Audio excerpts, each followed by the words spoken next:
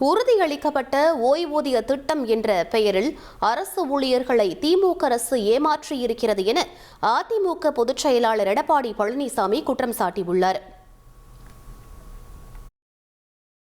இதுகுறித்து அவர் வெளியிட்டுள்ள அறிக்கையில், பழைய ஓய்வூதிய திட்டம் மீண்டும் கொண்டுவரப்படும் என 2021 வாக்குறுதியளித்து ஆட்சிக்கு வந்த திமுக கடந்த 4.5 ஆண்டுகளில் எதுவும் செய்யாமல் போராட்டங்களை சமாளிப்பதற்கு ஆட்சி முடியப்போகும் நேரத்தில் உறுதியளிக்கப்பட்ட ஓய்வூதிய திட்டம் என்ற பெயரில் ஏமாற்று திட்டத்தை அறிவித்துள்ளது என்று குறிப்பிட்டுள்ளார்.